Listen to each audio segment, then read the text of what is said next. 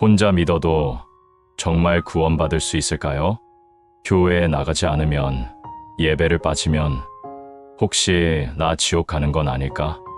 누군가는 말합니다. 그 교회에 나와야 구원받아. 그 목사님 말씀 꼭 들어야 돼. 그런데 정말 하나님이 그 정도로 좁은 분일까요? 믿음은 건물 안에서만 자라는 걸까요? 혼자 드린 기도는 하나님께 닿지 않는 걸까요? 오늘 우리가 함께 나눌 이야기는 종교라는 울타리를 넘어서 하나님께 직접 닿는 길을 말합니다.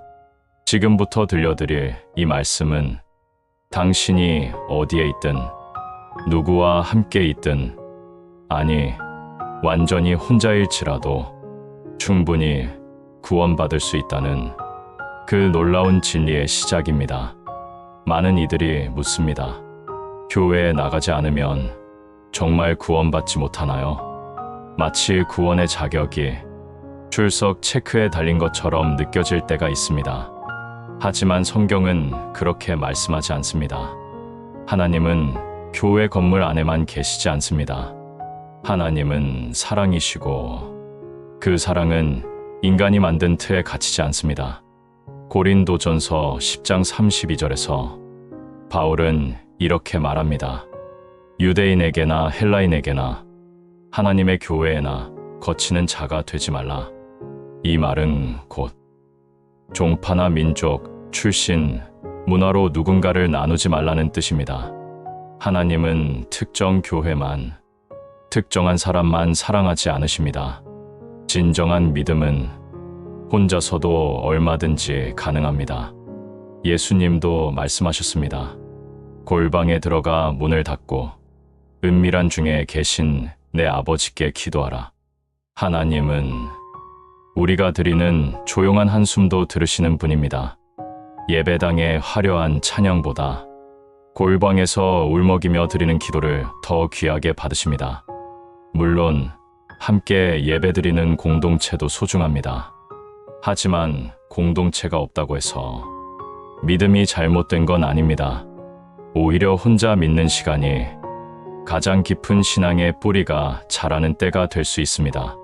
광야에서 홀로 서신 예수님처럼 우리도 혼자의 시간 속에서 하나님을 깊이 만나게 됩니다. 누군가의 말 한마디에 신앙을 흔들 필요는 없습니다. 교회 안 나오면 구원받지 못해. 이런 말은 사람의 기준일 뿐입니다. 구원의 기준은 단 하나, 하나님과의 관계입니다. 그분을 사랑하고 그분의 말씀을 따라 살고자 하는 마음이 있다면 당신은 혼자서도 충분히 믿음의 길 위에 서 있는 것입니다. 이제는 사람이 만들어 놓은 신앙의 울타리에서 벗어나 하나님을 직접 찾는 여정을 시작할 때입니다. 구원은 사람에게서 오는 것이 아니라 오직 하나님께로부터 옵니다. 그리고 그 하나님은 지금 이 순간 당신이 있는 그 자리에도 함께 계십니다. 십자가 앞에서 눈을 감고 가슴에 손을 얹은 채 소원을 빌어본 적 있으신가요? 불상 앞에서 기도하는 사람들을 보며 저건 우상 숭배야라고 비판했던 적은요? 그렇다면 묻고 싶습니다. 당신이 십자가 앞에서 바란 그 기도는 진정 하나님을 향한 믿음이었나요? 아니면 나의 욕심을 채워달라는 요청이었나요? 우상 숭배는 조각상 하나를 향해 절을 올리는 행위에서 시작되지 않습니다. 우상은 형태가 아니라 마음에서 만들어집니다. 십자가는 단지 상징일 뿐입니다.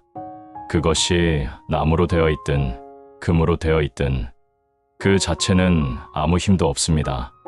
마찬가지로 불상이나 단군상, 종교적인 조각물도 그 자체로는 죄가 아닙니다. 많은 경우 그것은 하나의 예술이자 문화유산입니다. 문제는 그 앞에서 마음을 쏟고 거기에 기대어 나의 소원을 비는 순간입니다. 하나님, 이 사업만 잘 되게 해주세요. 우리 아이 대학만 꼭 붙게 해주세요. 그 사람 마음 좀 내게 돌려주세요. 이 모든 기도는 때때로 탐심이라는 이름의 우상 숭배로 변질됩니다. 골로새서 3장 5절은 분명히 말합니다. 탐심은 곧 우상 숭배니라. 하나님을 찾는다고 말하면서도 사실은 하나님을 도구로 삼고 있는 건 아닌가요? 그분의 뜻이 아니라 내 뜻을 이루기 위한 수단으로 하나님을 이용하고 있다면 우리는 지금 하나님을 섬기는 것이 아니라 내 욕심을 섬기고 있는 것입니다. 진정한 신앙은 하나님 앞에서 무릎 꿇는 것이 아니라 하나님의 뜻 앞에 순종하는 것입니다. 조각상을 무너뜨리기 전에 먼저 내 마음속 욕심의 우상을 부숴야 합니다. 그렇지 않으면 십자가도 예배당도 기도도 모두 우상 숭배의 도구로 전락할 수 있습니다. 하나님은 말씀하십니다. 나는 질투하는 하나님이라 나 외에 다른 신을 내게 두지 말라. 이 말씀은 단지 타 종교의 신을 말하는 것이 아닙니다. 우리 마음속에 자리를 잡고 있는 돈, 명예, 사람, 욕망까지도 포함합니다. 하나님을 믿는다는 그 말 한마디가 나의 탐욕을 감추는 가면이 되지 않도록 우리는 늘 깨어 있어야 합니다. 참된 신앙은 소원을 이루는 힘이 아니라 하나님의 뜻을 이루려는 삶입니다. 우상은 외부에 있는 게 아닙니다. 항상 가장 깊은 내 마음속에 숨어 있습니다. 그 우상을 직면하고 하나님의 말씀으로 돌이킬 때 비로소 우리는 진정한 예배자, 참된 신앙인으로 서게 됩니다. 성경은 참으로 놀라운 책입니다. 수천 년의 세월을 지나면서도 수많은 사람들의 삶을 바꾸어 놓았습니다. 하지만 그 위대한 성경조차도 누가 어떻게 읽느냐에 따라 축복의 도구가 되기도 저주의 무기가 되기도 합니다. 마치 생수와도 같습니다. 약초가 마시면 약이 되지만 독초가 마시면 독이 되는 것처럼 성경 그 자체는 변하지 않습니다. 변하는 것은 그 말씀을 대하는 사람의 마음입니다. 겸손한 자는 말씀을 따라 자신을 낮추고 탐욕스러운 자는 말씀을 이용해 타인을 지배하려 듭니다. 예를 들어보세요. 어떤 목회자는 하나님께 드려야 복을 받습니다라며 신도들에게 거액의 헌금을 요구합니다. 하나님의 이름을 빌려 자신의 부와 명예를 쌓는 것입니다. 믿지 않는 자와는 말도 섞지 마라. 내 말에 순종하지 않으면 지옥 간다. 이런 말들로 사람들을 겁주고 공포심으로 통제합니다. 그들은 말합니다. 나는 하나님의 종이다. 내 말은 곧 하나님의 뜻이다. 하지만 정말 그럴까요? 예수님은 그 어떤 순간에도 권력을 쥐려 하지 않으셨습니다. 오히려 자신을 낮추고 종의 자리로 내려가셨습니다. 그분은 헌금을 요구하지 않으셨고 사람들을 겁주지 않으셨습니다. 그저 사랑하고 말씀으로 치유하셨을 뿐입니다. 참된 지도자는 사람들을 지배하지 않습니다. 그들을 자유하게 합니다. 성경은 누군가의 권력을 정당화하는 도구가 아닙니다. 성경은 사랑과 자유, 회복과 진리의 말씀입니다. 하지만 욕심 많은 자의 손에 들리면 그 말씀은 칼이 되어 사람들을 찌르고 믿음을 조작하는 수단이 됩니다. 마태복음 7장 15절에서는 이렇게 경고합니다. 거짓 선지자들을 삼가라. 양의 옷을 입고 너희에게 나오나 속에는 노략질하는 일이라. 겉으로는 성경을 말하지만 속으로는 자신의 욕심만을 채우는 사람들, 그들을 분별하는 지혜가 지금 우리에게 필요합니다. 성경은 단지 종교 지도자만 해석해야 하는 책이 아닙니다. 모든 이가 읽고 묵상하고 그 안에서 하나님의 뜻을 발견해야 할 책입니다. 어떤 설교를 듣든 어떤 해석을 만나든 그 말이 사랑을 이루는가? 그 말이 자유케 하는가? 그 말이 예수의 삶과 닮았는가? 이 세 가지로 판단하세요. 성경은 지배의 수단이 아니라 사랑의 도구입니다. 우리는 이제 누군가의 해석에만 의존할 것이 아니라 하나님의 말씀을 직접 묵상하고 실천하는 사람이 되어야 합니다. 그래야만 누군가 그 말씀을 오용할 때 그 진짜 뜻을 알아차릴 수 있고 거짓의 소리를 분별할 수 있습니다. 말씀은 거룩합니다. 그러나 그 거룩함을 흉내내는 자들은 항상 인간의 탐심을 감추고 있습니다. 이제는 말씀을 진리로 삼아 살아가는 자, 그 진짜 성도의 길로 나아가야 할 때입니다. 기도란 무엇일까요? 하나님 앞에 무릎 꿇고 내 소원을 읊는 시간일까요? 우리는 흔히 기도를 무언가를 얻기 위한 수단으로 오해합니다. 합격하게 해주세요. 건강하게 해주세요. 돈 벌게 해주세요. 물론 이런 기도도 하나님은 듣고 계십니다. 그러나 진짜 기도는 그 이상이어야 합니다. 진정한 기도는 성령을 구하는 것입니다. 하나님의 뜻을 분별하게 해달라고, 그 뜻대로 살아갈 힘을 달라고 간구하는 것입니다. 누가복음 11장에서 예수님은 분명히 말씀하셨습니다. 너희 하늘 아버지께서 구하는 자에게 성령을 주시지 않겠느냐. 기도는 마음의 방향을 바꾸는 일입니다. 하나님께 나를 맞추는 순간입니다. 그러나 많은 이들이 자신의 소원을 먼저 앞세웁니다. 내가 원하는 걸 주세요. 내 뜻을 이뤄주세요. 그것은 기도가 아니라 거래입니다. 기도는 하나님께 조건을 내미는 일이 아니라 그분의 뜻에 나를 내어드리는 일입니다. 기도는 말보다 마음입니다. 기도는 형식보다 진심입니다. 기도는 요구가 아니라 변화입니다. 때로는 아무 말 없이 그저 눈물만 흘리는 시간도 가장 깊은 기도가 될 수 있습니다. 어느 견인차 주인이 사업이 잘 되게 해달라며 기도했다면 그 기도는 어쩌면 사고가 많이 나게 해 주세요라는 말과 같습니다. 장례식장 주인이 장사가 잘 되게 해달라는 기도는 많은 사람이 죽게 해달라는 말과 다르지 않습니다. 이기적인 기도는 하나님의 마음과 멀어지게 합니다. 하나님은 우리가 드리는 기도의 내용보다 그 기도를 드리는 삶을 보십니다. 정직하게 살고 있는가? 용서하고 사랑하고 있는가? 양심을 따라 살고 있는가? 기도는 단지 입술의 말이 아니라 삶 자체입니다. 하늘을 향해 살아가는 삶, 부끄러움 없이 정직하게 살아가는 하루, 그것이 바로 하나님께 드리는 최고의 기도입니다. 우리는 일상 속에서 얼마든지 기도할 수 있습니다.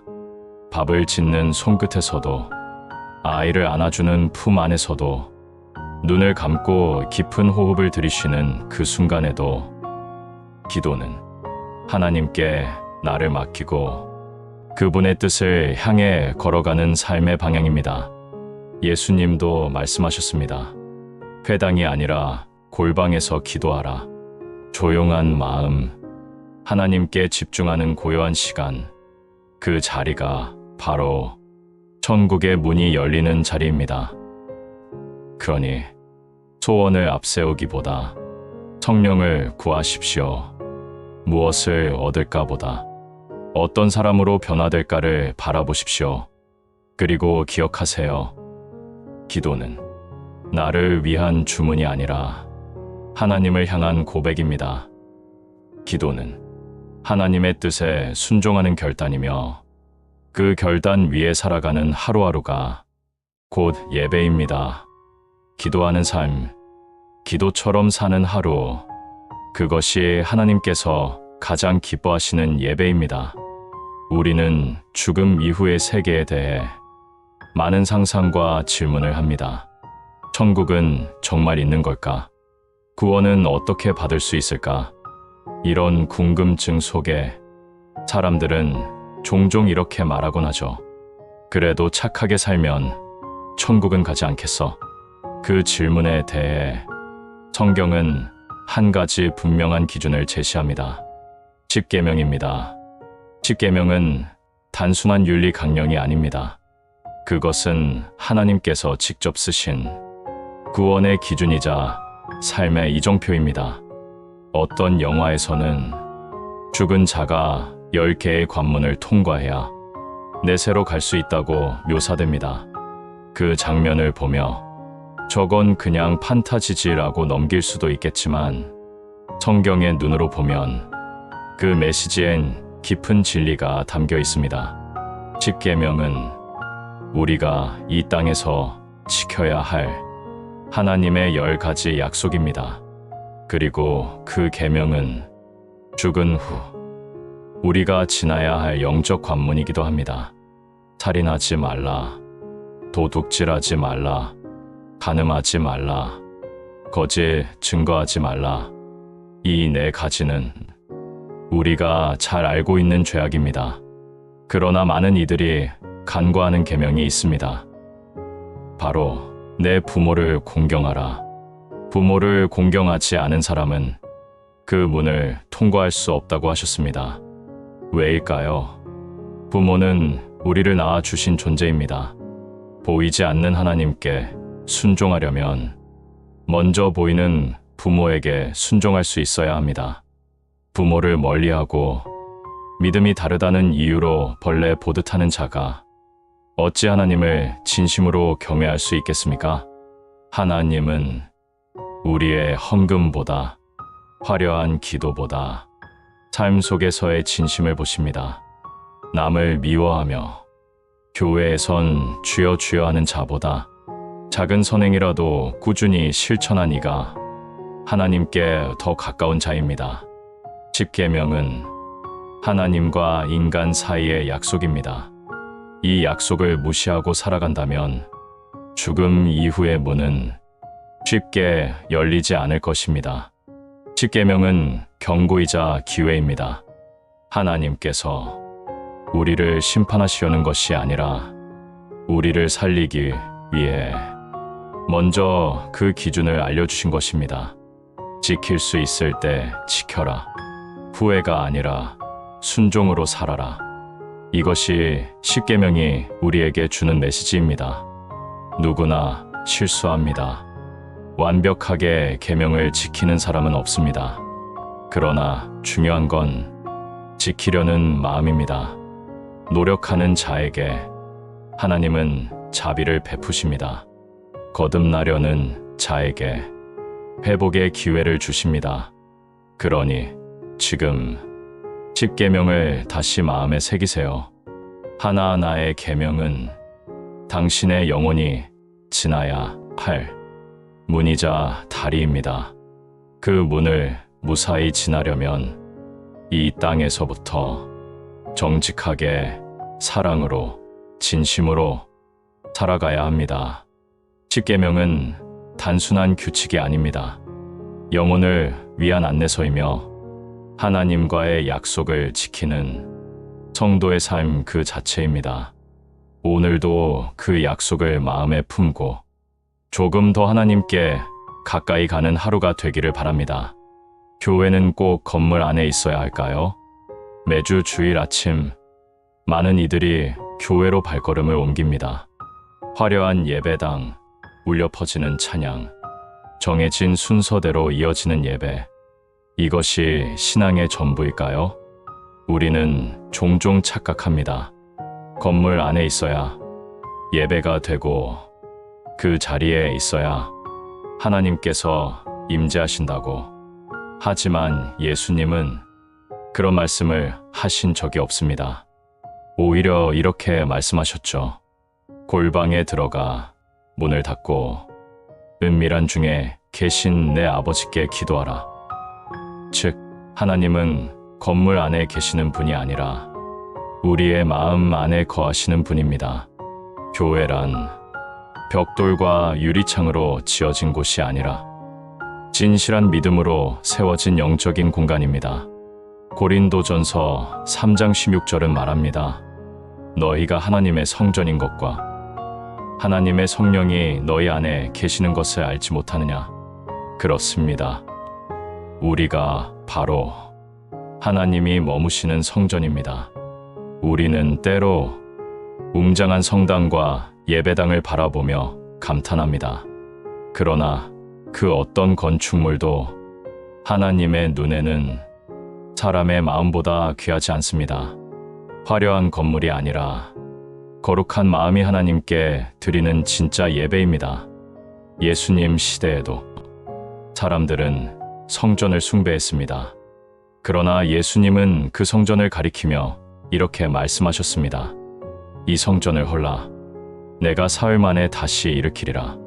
그분이 말씀하신 성전은 자신의 몸, 곧 믿음으로 세워질 영적 교회였습니다.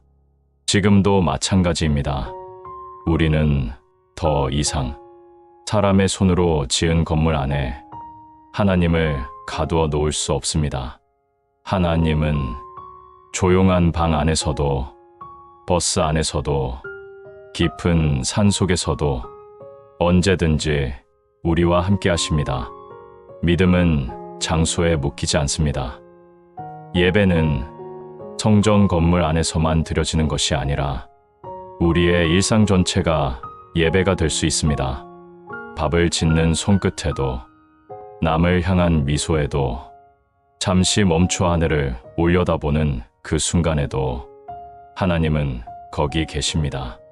하나님은 웅장한 종소리보다 진심 어린 한숨에 더 가까이 다가오십니다. 교회를 다니지 못한다고 해서 믿음이 부족한 게 아닙니다. 예배당에 있지 않다고 해서 하나님께 버림받은 것도 아닙니다. 당신이 하나님을 기억하는 그 마음, 그 진심이 바로 성전이며 예배입니다. 이제는 외형보다 중심을 바라봐야 할 때입니다. 믿음은 건물을 채우는 것이 아니라 마음을 채우는 일입니다. 하나님은 화려한 제단보다 당신의 조용한 기도를 더 귀히 여기십니다. 오늘 하루 당신의 마음이 하나님의 성전이 되기를 기도합니다. 예수님의 재림 정말 있을까요? 많은 신앙인들이 말합니다. 예수님은 다시 오신다고, 하늘에서 구름을 타고 내려오실 거라고. 어릴 적부터 들어온 이 말, 믿으면서도 어딘가 막연하고 두렵기도 했습니다. 하지만 우리는 질문해야 합니다. 그 재림, 정말 육신으로 다시 오는 사건일까요? 예수님은 분명 다시 오신다고 하셨습니다. 하지만 그것이 몸을 가진 사람으로 다시 태어나는 것일까요? 그렇게 믿기 시작하면 한 가지 문제가 생깁니다. 그 누군가가 내가 재림 예수다라고 말할 때 우리는 그를 따르게 됩니다. 그러면서도 속으로는 묻습니다. 정말 예수님이 맞을까? 2000년 전 예수님은 겸손하게 조용히 낙타털 옷을 입고 세상에 오셨습니다. 그분이 다시 오신다면 정말 똑같은 방식으로 오실까요? 성경이 말하는 재림은 외형의 귀환이 아니라 내면의 회복입니다. 예수님처럼 사랑하고 용서하고 진리를 따라 살아가는 삶, 그것이 바로 예수님의 재림이 이루어지는 순간입니다.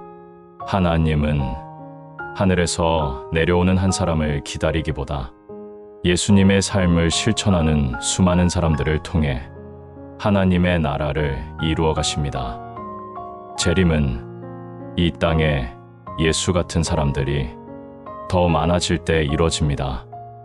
그들이 고통받는 자의 손을 잡고 원수를 용서하며 진리를 말하고 사랑을 나눌 때 그곳에 예수님은 이미 다시 오신 것입니다. 주여, 주여 외치는 입술보다 아버지의 뜻대로 행하는 자가 천국에 들어간다고 예수님은 말씀하셨습니다. 그분이 원하신 것은 숭배가 아니라 닮음이었습니다. 우리가 예수님의 재림을 기다리는 것이 아니라 우리 안에 예수님의 삶을 되살려야 합니다. 그 삶은 다른 일을 판단하지 않고 자신의 죄를 먼저 돌아보는 삶입니다. 겸손하고 조용히 하나님의 뜻을 따라 살아가는 삶입니다. 예수를 따른다는 것은 그분처럼 사는 것이고 그분의 마음을 품는 것입니다. 그리고 바로 그때 우리의 삶 속에서 예수님의 재림은 현실이 됩니다. 육신으로 다시 오지 않아도 예수의 정신과 사랑과 행함이 우리 안에 살아있으면 그분은 이미 우리 가운데 계신 것입니다. 진정한 재림은 저 하늘에서가 아니라 오늘 이 자리에서 시작됩니다. 누군가는 말합니다. 지진이 늘고 전쟁이 많아지고 기후가 이상해지는 지금이야말로 말세라고. 이 말 무섭지 않으셨나요? 마치 내일이라도 세상이 무너질 것처럼 이야기하는 사람들. 그러나 성경은 그렇게 말하지 않습니다. 예수님께서도 육체의 종말, 지구의 붕괴에 대해 경고하지 않으셨습니다. 그분이 진짜 말씀하신 건 종교의 종말이었습니다. 누가복음 21장에서 사람들이 화려한 성전을 보고 감탄할 때 예수님은 조용히 말씀하셨죠. 너희가 보는 이것들, 날이 이르면 돌 하나도 돌 위에 남지 않고 다 무너뜨리우리라. 그 성전은 하나님을 위한 집이라 불렸지만 사실은 타락한 제사장들의 권력의 상징이었습니다. 그들의 탐욕, 위선, 진리를 이용한 지배는 하나님께서 가장 슬퍼하시는 모습이었습니다. 예수님은 말하셨습니다. 진정한 성전은 건물이 아니라 내 안에 있는 하나님의 나라다. 오늘날도 마찬가지입니다. 이름은 교회지만 그 안에서 벌어지는 일들은 하나님의 마음과 거리가 멉니다. 신도는 숫자가 되고 헌금은 성공의 척도가 되며 복음은 상품이 되어 팔립니다. 하나님의 이름을 내세우며 사람들을 통제하고 겁주고 심지어 자신들의 권력 유지를 위해 종말을 이용하는 지도자들, 그들에게 종말은 경고입니다. 그들이 쌓아 올린 교회라는 탑은 하나님의 뜻과 무관하다면 반드시 무너질 것입니다. 성경이 말하는 종말은 이 땅이 깨지는 게 아니라 거짓된 종교 체계의 붕괴입니다. 참된 신앙은 사람을 구속하지 않습니다. 사랑으로 자유케 합니다. 예수님의 복음은 위협이 아니라 해방이었습니다. 두려움이 아니라 소망이었습니다. 우리는 더 이상 두려움에 매달려 종말을 기다리는 신앙을 가져서는 안 됩니다. 하나님은 무서운 심판관이 아니라 우리를 안으시는 아버지이십니다. 예수님은 종말을 무기로 사람을 지배하지 않으셨습니다. 오히려 십자가로 사랑을 보여주셨습니다. 그렇다면 진짜 종말은 언제 올까요? 그것은 우리 마음 속에서 거짓된 믿음이 무너지고 진리의 말씀이 다시 세워질 때입니다. 두려워할 이유 없습니다. 무너질 것은 무너지고 남을 것은 남습니다. 그리고 그 자리에 하나님의 나라가 시작될 것입니다. 진리와 사랑, 자유와 용서로 세워진 그 나라. 그것이 바로 참된 종말 이후의 시작입니다. 구원받는 사람은 오직 14만 4천 명뿐이다. 어디선가 이런 말을 들어본 적 있으신가요? 처음 듣는 사람은 충격을 받을 수도 있습니다. 그럼 나는 그 숫자 안에 못 들면 어쩌지? 하지만 우리는 묻고 깊이 생각해야 합니다.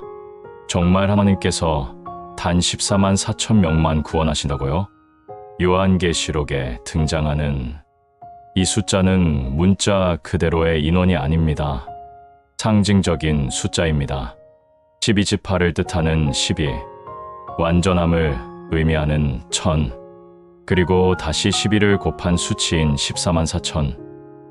이는 모든 민족과 언어와 세대에서 하나님을 사랑하며 그분의 뜻대로 살아가는 자들을 의미합니다. 그 숫자 안에 포함된 자들은 선민이 아니라 예수님처럼 살아가고자 몸부림친 사람들입니다.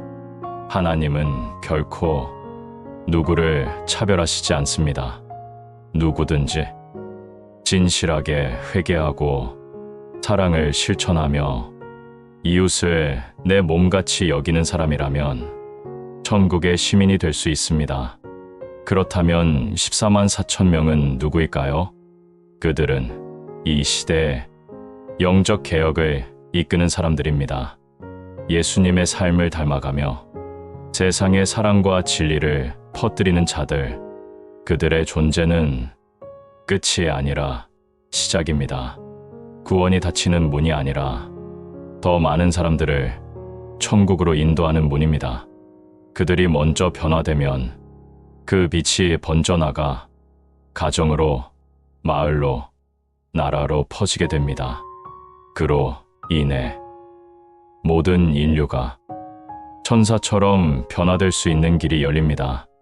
우리는 이 숫자에 겁먹을 필요도, 그 숫자 안에 들기 위해 경쟁할 필요도 없습니다. 하나님은 계산기처럼 인원을 세지 않으십니다. 그분은 당신의 마음을 보십니다. 당신의 변화, 당신의 눈물, 당신이 다른 이에게 건넨 따뜻한 말 한마디를 귀히 여기십니다. 누가 더 많이 알고 누가 더 오래 믿었는지가 아니라 누가 진심으로 사랑하며 살았는가, 그 기준으로 하나님은 판단하십니다. 선택된 자란 특별히 뛰어나서가 아니라 먼저 깨어나고 먼저 깨달은 사람들입니다. 그리고 그들은 그 깨달음을 독점하지 않습니다. 자신이 받은 은혜를 모두와 나누기 위해 살아갑니다. 이 세상은 그렇게 변해갑니다. 몇 명만이 살아남는 구원이 아니라 모두를 살리고 모두를 회복하는 구원. 하나님은 이 세상을 천국처럼 만들고자 하십니다. 그리고 그 시작점은 단 몇 사람이 아니라 우리 모두의 변화된 삶입니다. 오늘 당신이 먼저 작은 천사가 되어보세요. 그 변화가 곧 구원의 물결이 되어 세상을 감싸게 될 것입니다. 누군가 말합니다. 하나님의 음성을 직접 들었다고요? 믿기 어려울 수도 있습니다. 하지만 믿음은 눈으로 보는 것이 아니라 마음으로 듣는 것입니다. 세상은 과학을 믿고 이성과 논리를 따릅니다. 하지만 하나님은 사람이 만든 공식과 틀을 넘어서 역사하십니다. 이 책, 새로운 성경은 인간의 머리로 쓴 것이 아닙니다. 오직 하나님의 음성으로 받은 말씀을 그대로 기록한 책입니다. 저자는 고통의 한가운데 있었습니다. 삶의 실패, 병마, 절망, 더 이상 아무 희망도 없던 어느 새벽, 갑작스레 하나님의 음성이 들려옵니다. 나는 여호와 하나님이니라. 너는 십계명을 암송하고 내가 들려주는 말씀을 받아 적어라. 그 순간부터 매일 새벽 어김없이 하나님의 말씀이 들려왔습니다. 잠에서 깨어나면 그 말씀을 종이에 옮기고 하루하루 정리해 나갔습니다. 처음엔 믿기 어려웠습니다. 하지만 수십 편, 수백 편을 지나며 이것이 사람의 생각이 아니라는 걸 누구나 느낄 수 있었습니다. 그렇게 해서 무려 160권에 달하는 새로운 성경이 쓰였습니다. 내용은 단순한 종교 교리가 아닙니다. 사랑, 회개, 용서, 실천. 하나님께서 지금 이 시대에 우리에게 주시는 살아있는 말씀입니다. 이 말씀은 책으로만 머무르지 않았습니다. 매일 새벽 생방송으로 전달되며 수많은 사람들의 삶을 변화시키고 있습니다. 어느 특정 교단이나 종파에 속하지 않고 누구든지 들을 수 있도록 문을 활짝 열어놓고 전해지는 이 말씀. 왜 하나님은 이 시대에 새롭게 말씀을 주시는 걸까요? 지금의 많은 교회와 종교는 형식에 갇혀 있고 권력과 돈의 논리에 휘둘리고 있습니다. 하나님은 그런 종교 시스템에 갇혀 계시지 않습니다. 그분은 여전히 살아계시며 말씀하십니다. 그리고 그 말씀은 한 사람의 입을 통해 지금 이 순간에도 전해지고 있습니다. 이것이 바로 새로운 성경의 출발입니다. 누구를 신격화하려는 것이 아닙니다. 누구의 말을 맹목적으로 따르라는 것도 아닙니다. 오직 하나님의 살아있는 말씀만 듣고 그 뜻을 실천하라는 것입니다. 우리는 묻습니다. 정말 하나님이 말씀하신 것일까? 그러나 더 중요한 질문은 이것입니다. 나는 지금 그 말씀 앞에 어떤 삶을 살고 있는가? 하나님은 지금도 말씀하십니다. 문제는 우리가 들을 준비가 되어 있는가입니다. 새로운 성경은 인류를 정죄하기 위한 책이 아니라 다시 한번 사랑으로 부르시는 하나님의 손길입니다. 오늘도 이 말씀을 통해 당신을 부르시는 하나님의 음성에 귀 기울여 보세요. 하나님께서 친히 돌판에 새기신 말씀, 바로 십계명입니다. 십계명은 단순한 종교적 규칙이 아닙니다. 구약에서나 통하던 오래된 계율도 아닙니다. 십계명은 하나님과 인간 사이의 언약이며 우리가 이 땅을 살아가는 동안 지켜야 할 가장 본질적인 기준입니다. 예수님께서도 말씀하셨습니다. 생명에 들어가려면 계명을 지키라. 그 말씀 속엔 구원의 길이 담겨 있습니다.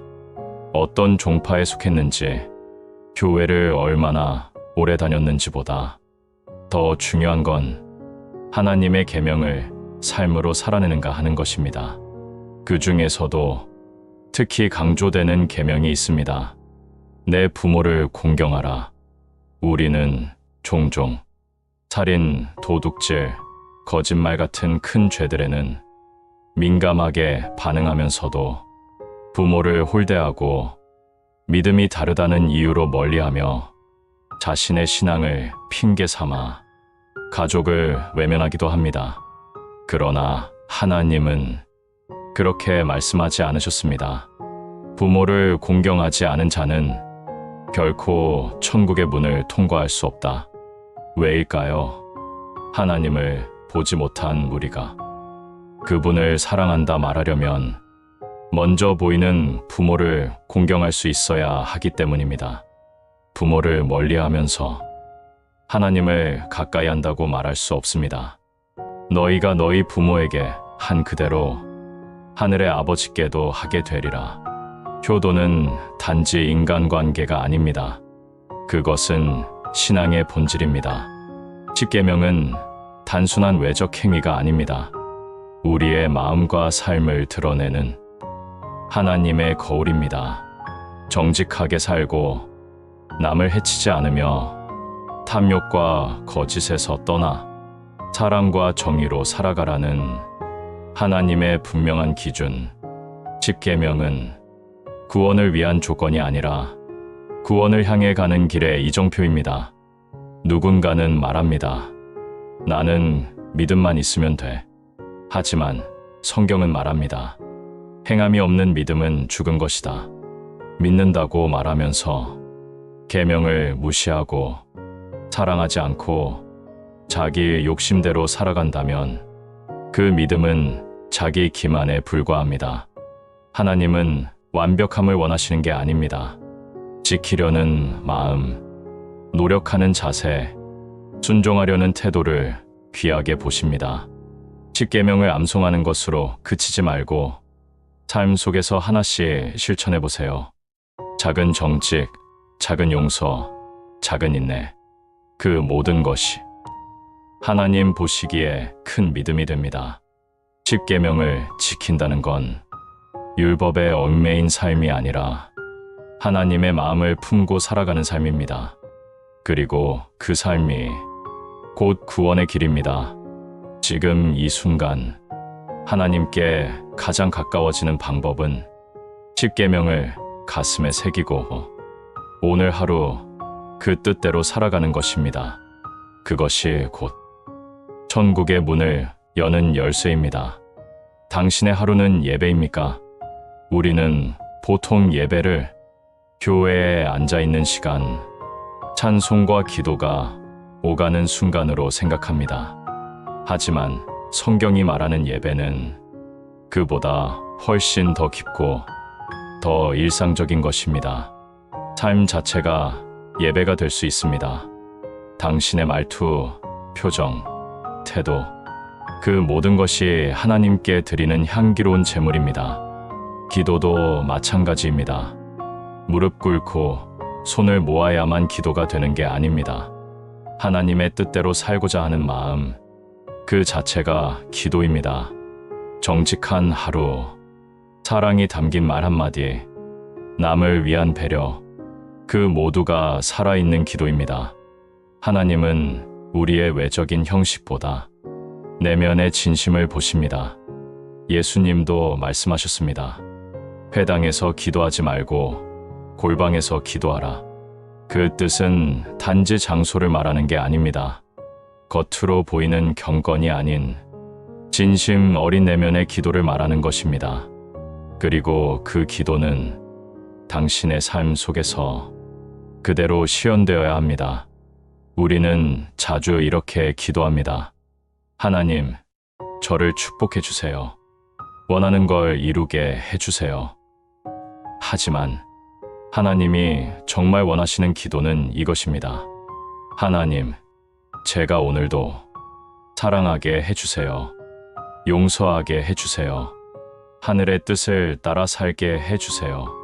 선행은 천국의 문을 여는 열쇠입니다. 작은 도움, 작은 미소, 작은 이해가 하늘의 보석처럼 쌓여갑니다.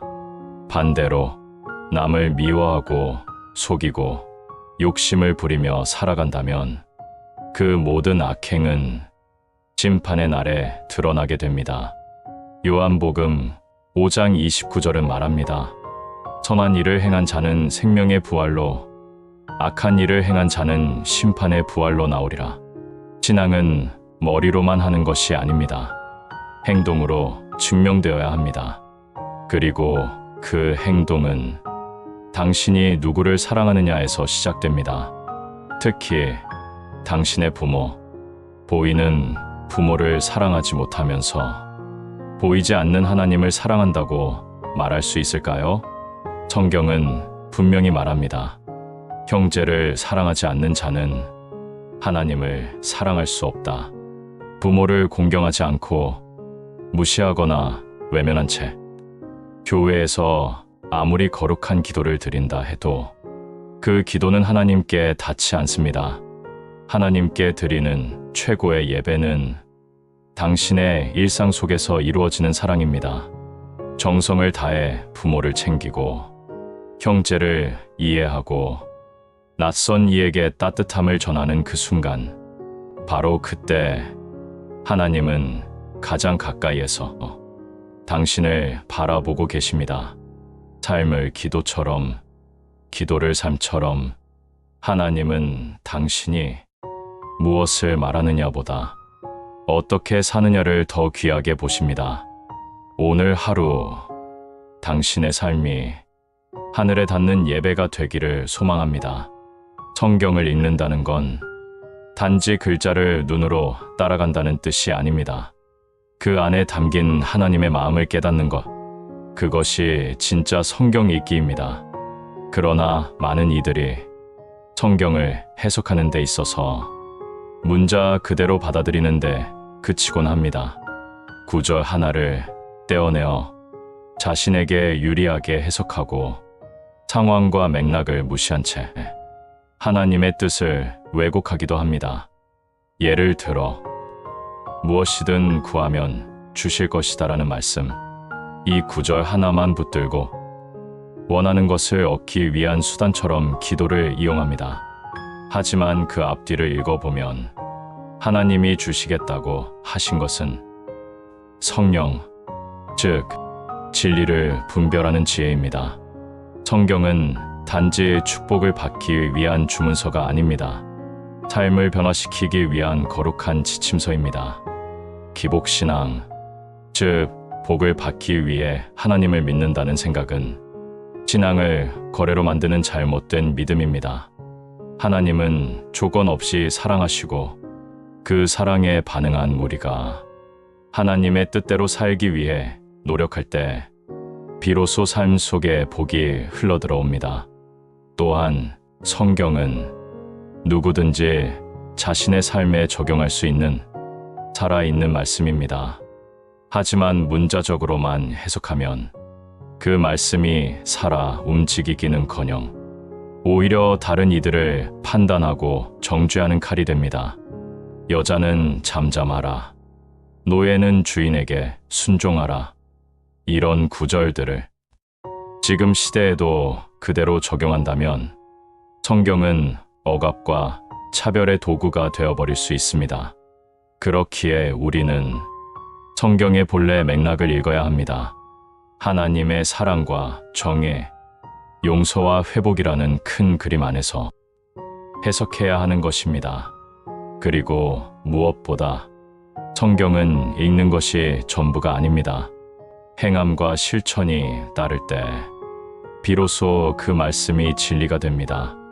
성경을 아무리 많이 읽고 외워도 그 가르침대로 살지 않으면 그것은 지식일 뿐 믿음은 아닙니다.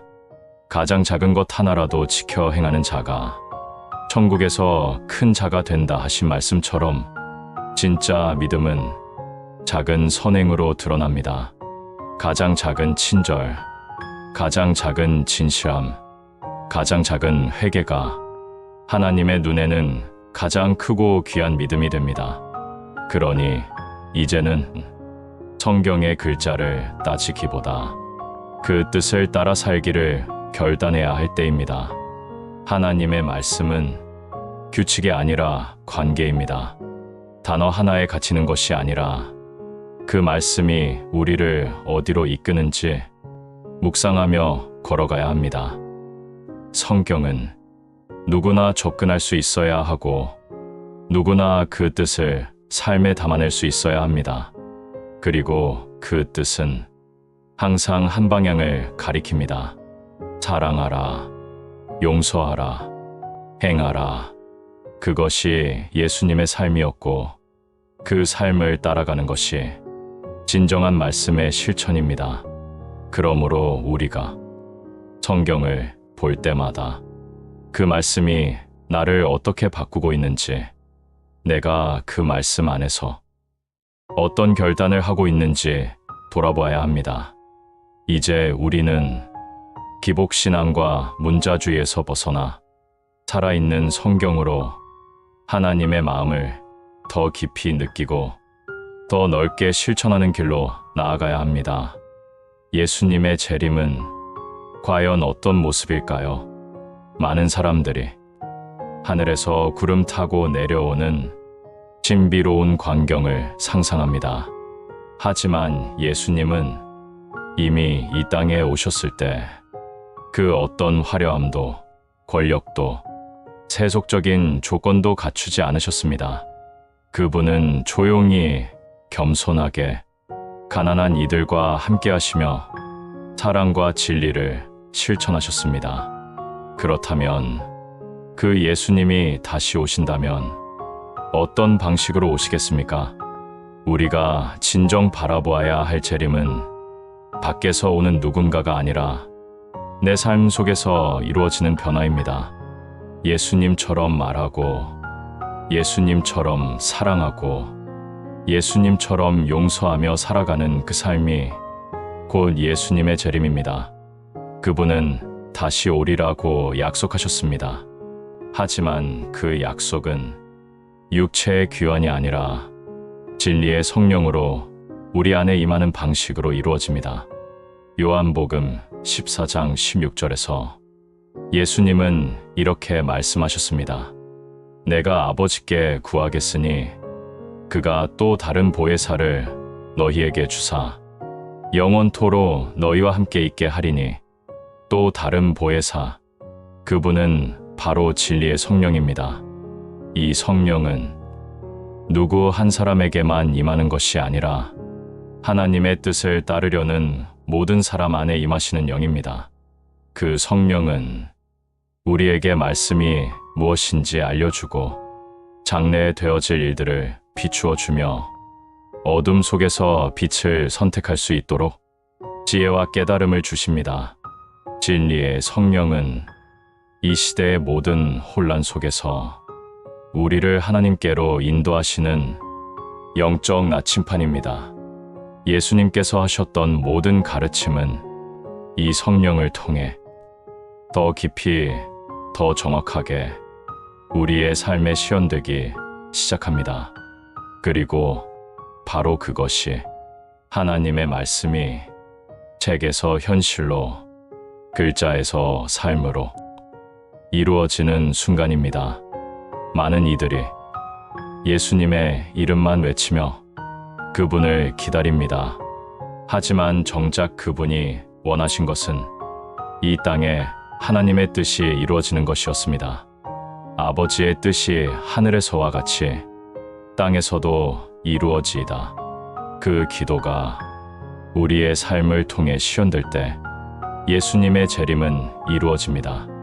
사랑이 필요한 이에게 한 조각의 따뜻함을 나누고 진리를 잃은 이에게 한 마디의 진심을 전할 때 그곳에 예수님이 함께 계십니다. 예수의 재림은 거대한 사건이 아니라 작은 실천 하나하나로 우리의 삶 속에 다가오는 것입니다.